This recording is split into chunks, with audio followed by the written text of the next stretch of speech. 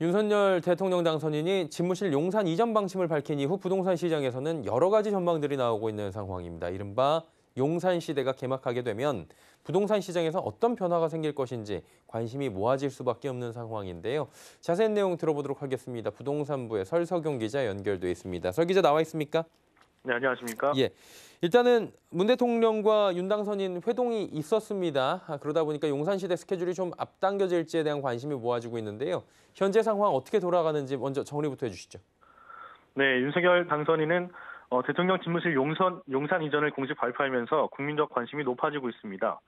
용산 국방부 청사로 집무실을 이전하겠다고 밝힌 건데 우선은 5월 10일 취임 전까지 이전이 가능할지 여부를 놓고 관심이 뜨겁습니다. 먼저 대통령 인수위가 대통령 집무실 이전과 관련해 신청한 496억 원의 예비비를 정부가 승인하느냐가 관건인데요. 아직까지 정부는 부담스러워하는 모습을 보이고 있습니다. 어제 윤 당선인과 문재인 대통령의 첫 번째 공식 만남이 있었습니다.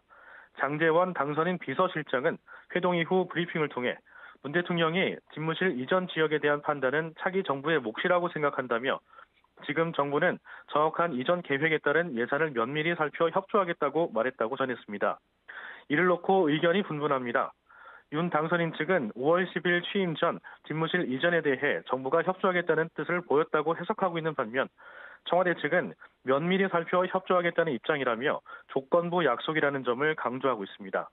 앞서 청와대가 한반도 안보 위기 고조를 이유로 촉박한 시일 안에 대통령 집무실 등을 이전하겠다는 건 무리한 면이 있어 보인다고 밝힌 것처럼 취임 전까지 집무실을 이전하는 건 사실상 어렵다는 전망이 나오고 있습니다.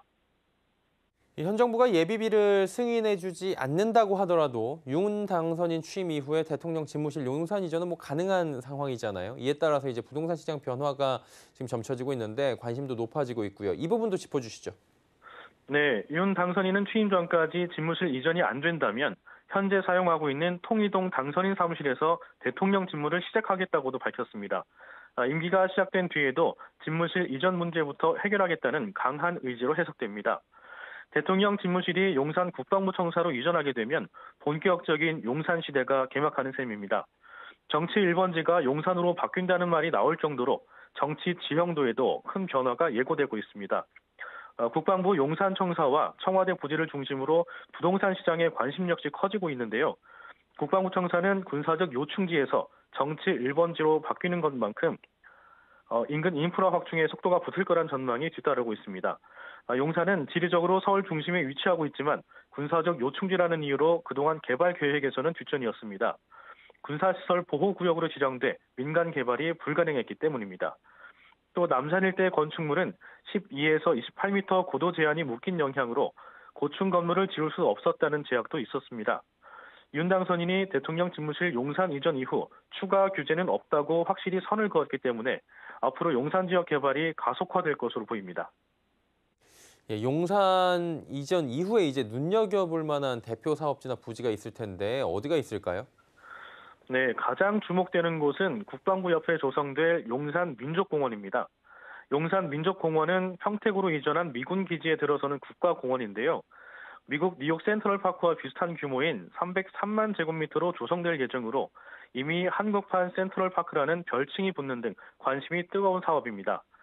아직 사업 부지에 대한 소유권 반환 문제 등 풀어야 할 과제는 있지만 윤 당선인의 의지대로 개장 시기가 빨라질 거란 전망이 나오고 있습니다.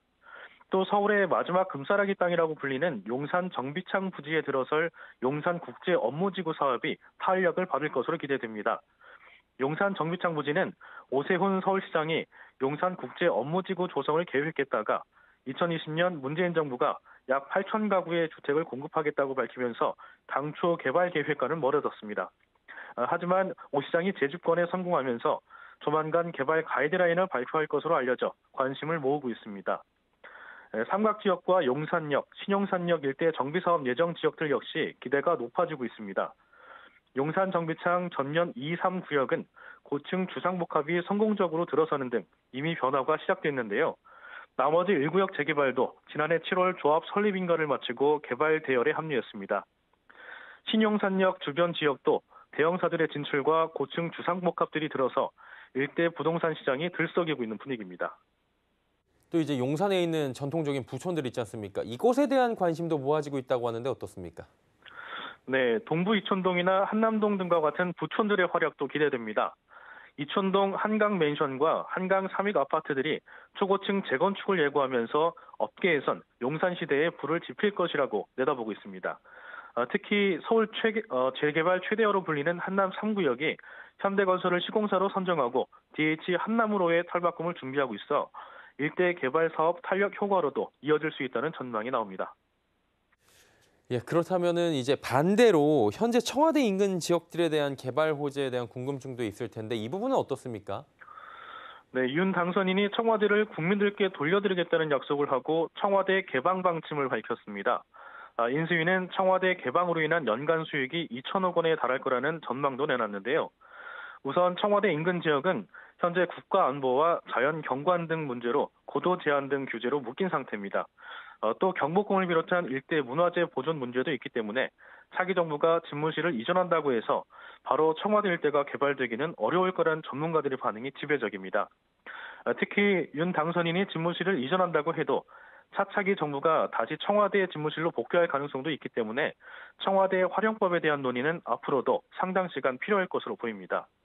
아직 용산 이전 외에 별다른 계획을 내놓지 있지도 않기 때문에 청와대 인근 지역에 대한 얘기는 다소 이르다는 분석이 나오고 있습니다. 예, 5월 10일이면은 윤석열 정부가 임기를 시작하게 됩니다. 대통령 집무실 이전 문제는 기정사실화되고 있는 상황이고요. 새롭게 시작되는 용산 시대에 대한 걱정 반, 기대 반인 상황일 텐니다. 앞으로 인수위 등 차기 정부의 방침에 따른 일대 부동산 시장 반응도 주목되고 있죠. 오늘은 여기까지 듣도록 하겠습니다. 부동산부의 설석용 기자였습니다. 고맙습니다. 감사합니다.